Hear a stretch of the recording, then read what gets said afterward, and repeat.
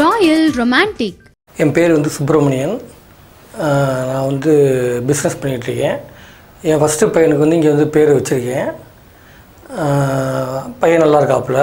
இப்போ 2வது பொண்ணு பிறந்திருக்கு. அதுக்கு பேர் வைக்கிறதுக்காண்டி வந்திருக்கேன். எனக்கு கொஞ்சம் இங்கே இன்ட்ரெஸ்ட், பேர் நல்லா இருக்குது, இன்ட்ரெஸ்ட் இருக்கிறதுனால, மனசுக்கு திருப்தியாக இருக்கிறதுனால நான் இங்கே வந்திருக்கேன்.